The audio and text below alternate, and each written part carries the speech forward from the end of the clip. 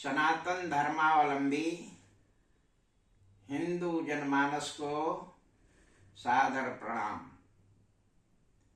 आज हम श्रीमद् भागवत महापुराण एवं अन्य पुराणों के विषय में आपसे चर्चा करना चाहते हैं। श्रीमद् भागवत पुराण जो हमारे समस्त पुराणों में बहुत ही महत्वपूर्ण पुराण है,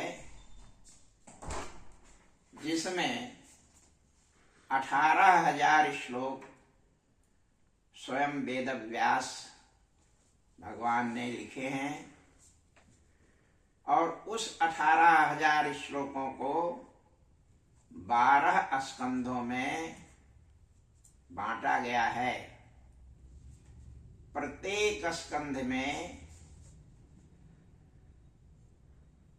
किसी में 30 अध्याय, किसी में 35 अध्याय, किसी में 20 अध्याय, किसी में 27 अध्याय, इस तरह से संपूर्ण श्रीमद् भागवत का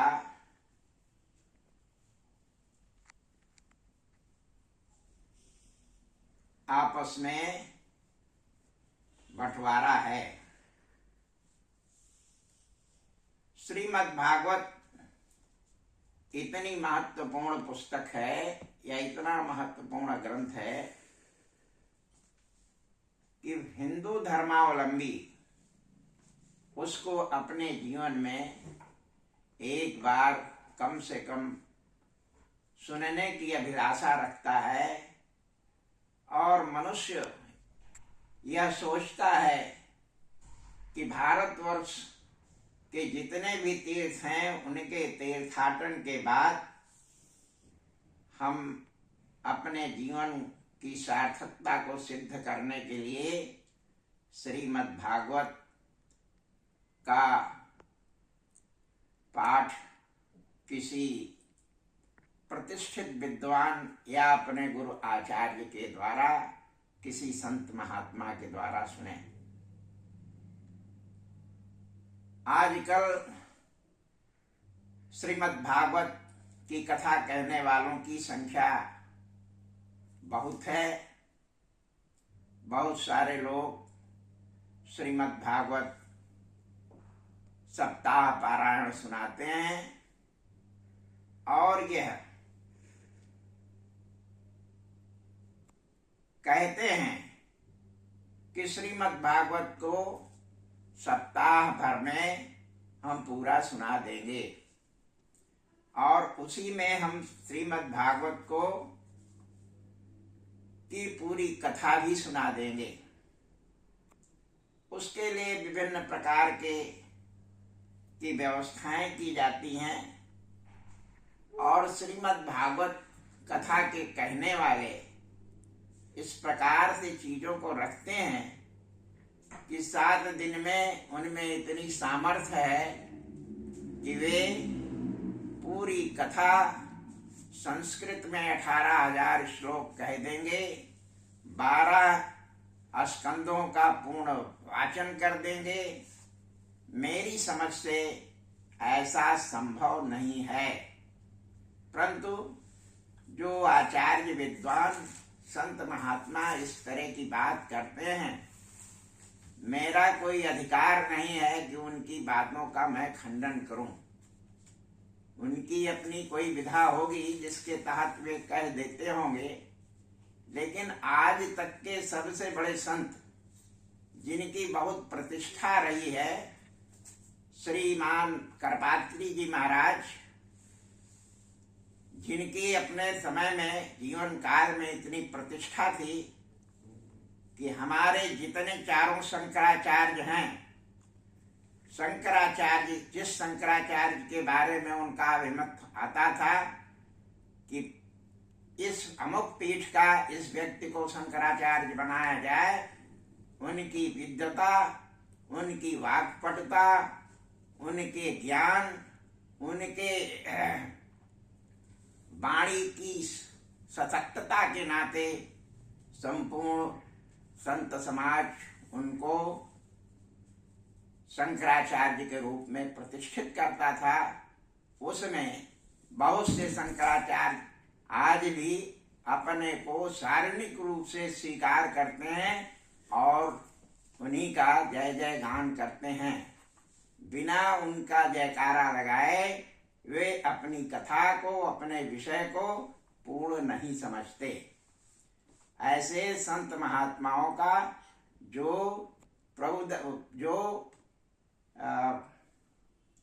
करपात्री जी महाराज को अपना गुरु बताते हैं, उनको मैं नमन करता हूँ।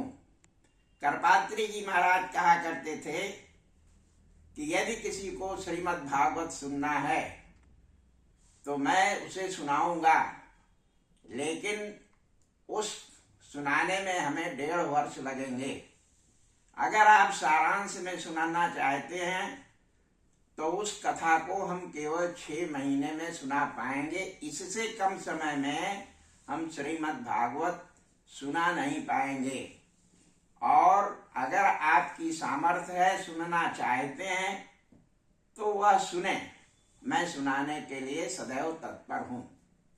लेकिन आजकल के विद्वान, उनकी योग्यता को प्रणाम है, वह किस प्रकार से 7 दिन में श्रीमद् भागवत की कथा का वाचन कर देते हैं।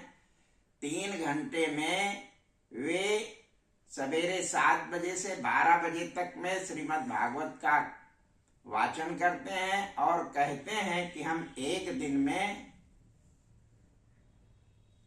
1 अध्याय या 2 अध्याय का वाचन कर देते हैं। मैं जहां तक समझता हूं और जितना मैंने श्रीमद् भागवत को समझा है, उसके अनुसार श्रीमद् भागवत का वाचन एक दिन में 1 स्कंद का नहीं हो सकता। ज्यादा से ज्यादा 3 घंटे में 1 या 2 अध्याय ही वाचन किया जा सकता है।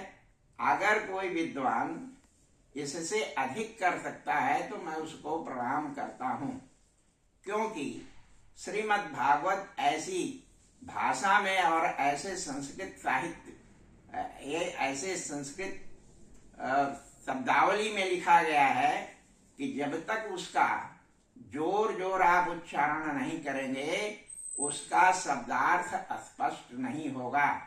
और वह शब्द जो है उसमें अनुस्वार, व्यंजन और ये सारी जो व्याकरणिक प्रक्रियाएं हैं वो पूर्ण नहीं होंगी। और जब तक वह पूर्ण नहीं होगी, जो शब्द का अर्थ है वह अर्थ ही प्रस्फुटित नहीं होगा। लेकिन आज के जो कथाकार हैं वे बहुत योग्य हैं। उनकी कथाओं से जो बातें निकलती हैं बहुत महत्वपूर्ण है और उसके विषय में मैं बहुत कहना नहीं चाहता हूं। लेकिन एक बात मैं कहना चाहता हूं कि शास्त्र और पुराण इतने आसान नहीं हैं कि उन्हें सप्ताह, घंटे और दिन में सुनाया जा सके। इसको सुनने समझने के लिए व्यक्ति को पूर्ण रूप से समय देना पड़ेगा। अगर उसकी सामर्थ्य नहीं है कि वह किसी संत महात्मा से सुने, किसी विद्वान से सुने, तो स्वयं उसको अपना समय निकाल करके किसी गुरु से निर्देश लेकर के उसे स्वयं अध्ययन करे और उसमें दी हुई प्रक्रियाओं का पालन करे। और मैंने जहां तक समझा है, मैंने कई विद्वानों से व्यक्तिगत वार्ता की है, उन्होंने बहुत लग करके अगर कोशिश किया है तो 6 महीने से कम में श्रीमद् भागवत का पाठ नहीं कर पाए हैं। लेकिन आज के विद्वान यह कहते हैं कि सप्ताह भर में हम आपको सारी श्रीमद् भागवत सुना देंगे और उसकी कथा भी कह देंगे। प्रथम दिवस में आपको श्रीमद् भागवत का वाचन करेंगे और दूसरी मीटिंग में, दूसरे प्रहर में श्रीमद् भागवत के कथा को पूर्ण रूप से आपको सुनाएंगे। जहां तक मैंने श्रीमद् भागवत पढ़ा है या देखा है, उसमें पंचम स्कंध में कुछ विधियां दी गई हैं कि कुछ आप जो हैं बीच बीच के मंत्र पढ़ें, लेकिन यह बात जो है वह विद्वानों को, कम से कम यजमान को सही सही बताना चाहिए कि मैं क्या करूंगा या क्या करना समीचीन है और क्या करना चाहिए। यदि मुख्य यजमान या यजमान को की सामर्थ्य होगी तो उस अनुसार करेगा, अगर उसकी सामर्थ्य नहीं होगी तो हाथ जोड़ेगा या कोई और प्रक्रिया अपनाएगा। लेकिन व्यक्ति को, किसी विद्वान को, किसी संत महात्मा को अपने धनोपार्जन के लिए इस तरह की बात नहीं करनी चाहिए, क्योंकि जो मुख्य याचक है, जो मुख्य यजमान है, वह तो आपको गुरु मान करके यह समझता है कि जो आप बता रहे हैं वह सही है, लेकिन आप जो है उसके साथ छल करते हैं। ये छल प्रपंच की क्रिया श्रीमद् भागवत के नाम पर कथा व्यास के द्वारा नहीं कही जानी चाहिए। यह तो वैसे ही कुछ हुआ कि कबीर ने कहा है, जागा गुरु भी अंधला चेला खरा निरंध, अंधे अंधा ठेलिया दोनों को पड़न। यजमान तो बेचारा न जानकारी के अभाव में, अज्ञानतावश, उसे जो व्यास महोदय हैं वो कहते हैं कि मैं कर दूंगा, तो वह उन पर विश्वास कर लेता है। मेरी समझ से मुख्य यजमान को दोष नहीं होता है, दोष तो उनको होता है जो सत्य बात न बता करके और उनको बरगलाते हैं कि हम 7 दिन में श्रीमद् भागवत बता देंगे। श्रीमद् भागवत में क्या लिखा है और क्या नहीं है वह तो उतना ही जानता है जितना उसे कथा व्यास बताते हैं। तो वह तो बेचारा निर्दोष है, लेकिन कथावाचक को, कथा व्यास को ऐसा नहीं कहना चाहिए, क्योंकि जो दोष लगेगा वह केवल एक को नहीं लगेगा, वह व्यास को भी दोष लगेगा और मुख्य यजमान को भी कुछ न कुछ तो अंश मिलेगा। अपने यहाँ शास्त्र में एक कथा कही जाती है,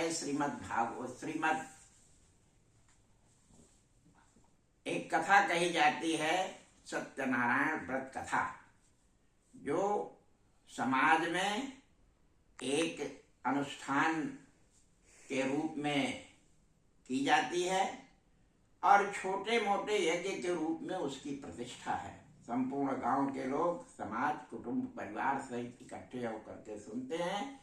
उसके विषय में आप सब जानते हैं, बहुत बताने की आवश्यकता नहीं है। उसमें केवल सत्य की प्रतिष्ठा बताई गई है।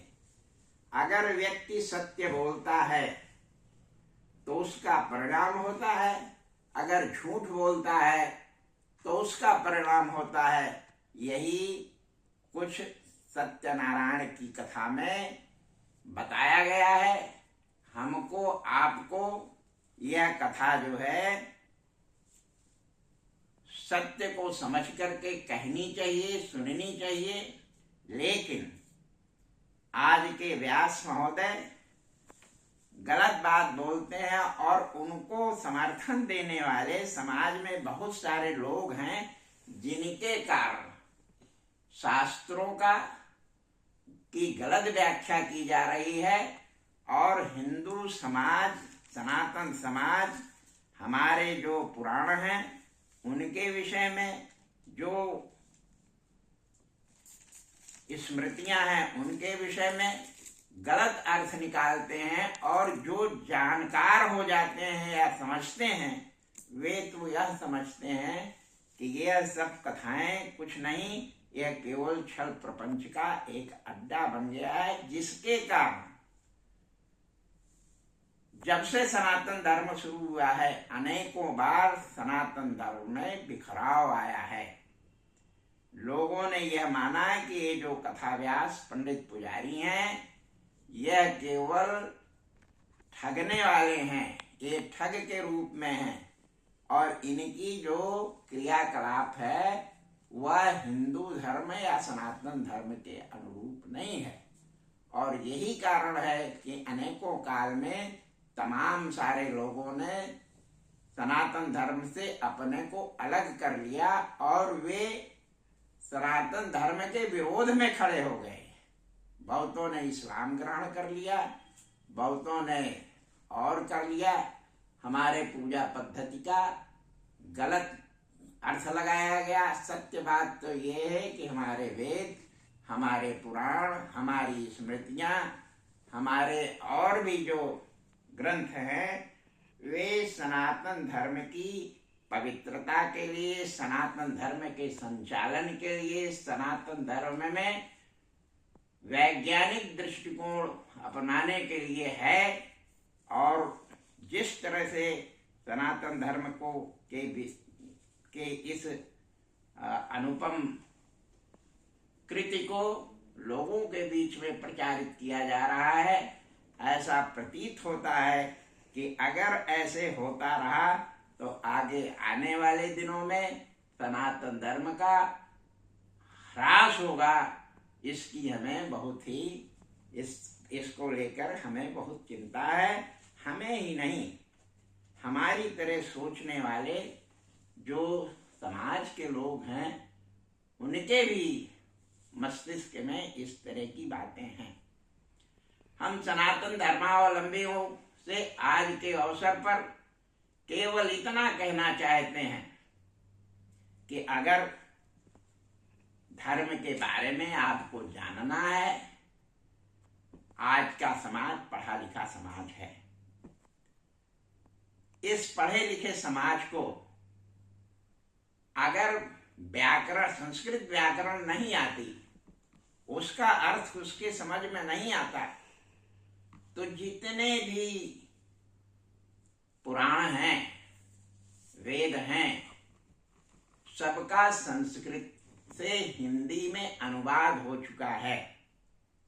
वे सब लोग जो पढ़ सकते हैं वे उसकी पुस्तक को खरीदें और खरीद करके अपने घर में स्वयं उसका अभ्यास करें। रह गई गुरु बनाने की बात, किससे सुने? कथा व्यास कहाँ मिलेंगे? क्योंकि अगर आप वास्तविक कार्य करेंगे तो ये जो कथा व्यास हैं वह आपको शायद उपलब्ध न हो, क्योंकि अभी तो लाखों के वारे न्यारे करते हैं, करोड़ों में खेल होता है और अपने को राष्ट्रीय और अंतर्राष्ट्रीय संत महात्मा सिद्ध करने की होड़ में लगे रहते हैं। बहुत सारे लोग जो हैं उनकी प्रशंसा में लगे रहते हैं। उनके अपने स्वार्थ हैं। मैं उस स्वार्थ के विषय में कुछ नहीं कह सकता, लेकिन अगर आप उसको समझना चाहते हैं, पढ़ना चाहते हैं, सनातन धर्म को मजबूत करना चाहते हैं, तो दुनिया में सबसे बड़ा गुरु जीवन में प्रथम अपनी स्वयं की माँ होती है।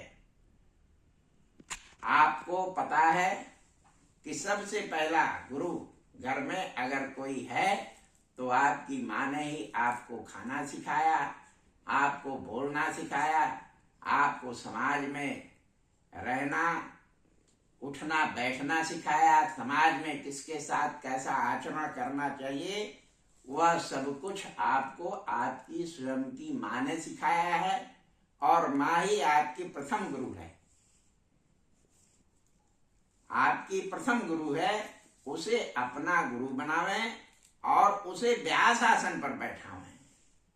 और अगर आपको यह लगता है कि गुरु का भाव है, व्यास का भाव है, तो व्यास जो है वो जिसने आपको ककहरा पढ़ाया है, जिसने आपको अक्षर ज्ञान कराया है, वह गुरु आपका आपके गांव में उपलब्ध है, आपके परिवार में उपलब्ध है। उसका चित्र, उसको अपना गुरु बना करके, जैसे हम नवग्रह की पूजा करते हैं, सारे ग्रहों को बनाते हैं, वैसे गुरु का भी एक ग्रह होना चाहिए और उसे माला पहना करके बैठाइए और उसके देख रेख में श्रीमद् भागवत या पुराणों का पाठ करिए, उसे समझिए, समाज को समझाने का प्रयास करिए। अगर आप ऐसा कुछ करेंगे तभी यह सनातन समाज बचाया जा सकता है, इसे संगठित रखा जा सकता है, इसको वैज्ञानिक दृष्टिकोण दिया जा सकता है, अन्यथा नहीं। गुरु के संबंध में हम एक कथा कहते हुए आज अपनी वाणी को विराम देना चाहते हैं। आपको पता है कि देवताओं के बीच में नारद जी का बड़ा महत्व है और उनकी पहुंच इतनी है, जैसा कि सब लोग जानते हैं कि ब्रह्मा जी के पुत्र थे नारद जी, और उन्हें भगवान विष्णु के यहाँ भी उनकी पहुंच थी। उनकी पहुंच तो हर जगह थी, जहाँ चाहते थे वहां चले जाते थे, लेकिन भगवान विष्णु से भी उनकी सीधी वार्ता होती थी। किसी कारणवश भगवान विष्णु के पास नारद जी पहुंच गए। नारद जी ने उनसे कुछ प्रश्न किया। विष्णु जी उन पर नाराज हुए और उन्होंने कहा कि जाइए, आप पहले गुरुमुखी होइए। गुरुमुखी का मतलब यह होता है कि आप जाकर के किसी को अपना गुरु बनाइए, फिर आप हमसे मिलिए, क्योंकि बिना गुरु के कुछ नहीं, ज्ञान नहीं हो सकता। किसी न किसी को तो गुरु मानना ही पड़ेगा। तो उन्होंने कहा, भगवान विष्णु से पूछा कि हम अपना गुरु किसको बनावें। तो भगवान विष्णु ने उनसे कहा कि जाइए लोक में, नरकलोक में, वहां पर जो सबसे पहले आपको मिले उसी को आप अपना गुरु बना लीजिए। भगवान मृत्युलोक में आए, वहां पर जा रहे थे तो उन्हें सबसे पहले एक मछुआरा मिला। मछुआरा अपने कंधे पर एक मछली मारने वाली जाल, और मछली मारने वाले के पास कुछ रहा होगा, हो सकता है मछली ही रही हो। उसे आता हुआ देख करके भगवान नारद ने बड़े असमंजस में पड़ गए। कहे कि ये मछुआरे को भगवान विष्णु ने हमको गुरु बनाने के लिए कहा है, अब हम कैसे इसको गुरु बनावें। फिर भी जाकर के उन्होंने उससे कहा, मछुआरे से, कि आप हमारे गुरु बन जाइए। मछुआरे ने कहा कि हम आपके गुरु कैसे बन सकते हैं, आप तो इतने विद्वान और महान हैं, हम मछुआरे हैं, लेकिन हम मछुआरे हैं, हम आपके गुरु कैसे बन सकते हैं। लेकिन उन्होंने कहा कि भगवान विष्णु ने कहा है कि आप हमारे गुरु बनिए, इसलिए अब आपको गुरु तो बनाना ही पड़ेगा। उनको गुरु बना करके वापस चले गए भगवान विष्णु के पास नारद जी, और उनसे कहा जाकर के कि महाराज आपने हमको भेजा। वहां गए, वहां हमें एक मछुआरा मिला और आपकी आज्ञा के अनुसार जो है हमने उसको अपना गुरु बनाया। भगवान विष्णु के दिमाग में बात आई कि अभी नारद के दिमाग की जो बातें हैं वह निकली नहीं है, इनको गुरु के विषय में अभी पूरा ज्ञान नहीं हुआ है। उन्होंने उनसे कहा, विष्णु ने नारद से कहा कि जाओ, गुरु के विषय में जो तुम्हारी सोच है इसके कारण विभिन्न योनियों में जो अपनी योनियां बताई जाती हैं उनमें भ्रमण करो, और जब संपूर्ण योनियां आपकी संपूर्ण हो जाएगी तब आप आइएगा, तब हम आपसे बात करेंगे। अब भगवान विष्णु ने उन्हें श्राप दे दिया नारद जी को। नारद जी बहुत परेशान हुए। उन्होंने कहा कि महाराज हमसे गलती हो गई, बताइए इस गलती का उपाय क्या है, कैसे इसको हम ठीक करें। भगवान विष्णु ने नारद जी से कहा कि इस गलती का जो उपाय है वह भी आपको आपका गुरु ही बताएगा, और जाइए आप अपने गुरु से ही पूछ करके आइए। नारद जी स्वयं पुनः अपने गुरु के पास गए, उस मछुआरे के पास, और उन्होंने कहा कि मैंने आपको अपना गुरु बनाया, और जाकर के मैंने उनसे कहा भगवान विष्णु से। भगवान विष्णु ने कहा कि आपने जो है वो गुरु के बारे में जितनी आपकी श्रद्धा होनी चाहिए थी वो है नहीं, इस नाते जाओ 84,000 योनियों में आप भटकिए, भ्रमण करिए। मैंने उनसे कहा कि यह इसका निवारण कैसे होगा, तो उन्होंने कहा कि इसका मार्ग भी जो है वो आपका गुरु ही बताएगा। जब यह बात उस मछुआरे गुरु ने सुनी तो उसमें गुरु का भाव जगा। उसने कहा कि जाकर के भगवान विष्णु से पूछिए कि आपने जो योनियों में भटकने के लिए 84,000 योनियों में भटकने के लिए कहा, इसका क्रम क्या होगा।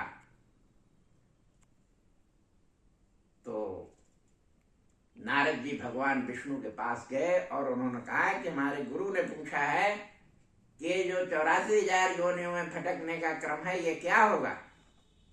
तो भगवान विष्णु ने कहा भाई मैंने आपको श्राप तो दे दिया था, लेकिन इसका विचार नहीं किया था कि इसका क्रम क्या होगा, इसलिए जाओ मैं आपको ये जो योनियों में भटकने का है इससे मैं मुक्त करता हूं। तो रह गई गुरु के बारे में जो बात मैं कहना चाहता हूं। भगवान नारद और भगवान विष्णु की कथा की चर्चा करते हुए, जिसको भी आप गुरु मान लेंगे वह आपका मार्गदर्शन करेगा। आपको गुरु अपने सच्चे हृदय से मानना पड़ेगा, और जिसको भी आप गुरु मानेंगे वह गुरु आपको मार्ग बताएगा। आपकी माँ आपके गुरु का दायित्व निभाएगी, आपको आपके बीच के जो श्रेष्ठ पुरुष हैं वह आपको बताएंगे। आपको जीवन में क्या करना है वह सारा मार्ग आपको आपके ही श्रेष्ठ लोग बताएंगे। गुरु का अर्थ आप जैसा समझते हैं, गुरु का अर्थ होता है भारी। भारी का अर्थ होता है चाहे आपसे उम्र में भारी हो, चाहे आपसे ज्ञान में भारी हो, चाहे आपसे जिस अर्थों में भारी हो, वह आपका गुरु होगा। इस तरह से आज के अवसर पर मैं इतना कहना चाहता हूं कि अगर आप शास्त्रों का अध्ययन करना चाहते हैं, पुराणों का अध्ययन करना चाहते हैं, तो ये दुनिया भर के वितंडावादों में न फंस करके स्वयं आप अपने इच्छा से, स्वयं अपने विवेक से अपना गुरु, अपनी माँ को, अपने बड़े भाई को, अपने पिता को, जिसने भी आपको वर्णमाला सिखाया है, जिसने भी आपको अक्षर ज्ञान दिया है, उसको गुरु बना करके हिंदी में, संस्कृत में उसका जो है उसका अध्ययन करिए। और अगर अध्ययन करेंगे तभी आपको जीवन में मुक्ति का मार्ग मिलेगा। आज के अवसर पर इतना ही। आगे जब हमारी आपकी भेंट होगी तो उस दिन कुछ अन्य कथा, आगे की कथा कहेंगे। जय श्री राम। आप सब हिंदू जनमानस को कोटिशः प्रणाम। आप सबको बहुत बहुत धन्यवाद कि आपने हमको सुनने का अवसर दिया। और मैं चाहता हूँ कि आज के अवसर पर लोगों के चक्कर में न पड़ करके स्वयं आप अपने विवेक का इस्तेमाल करिए और आगे शास्त्रों का अध्ययन करिए।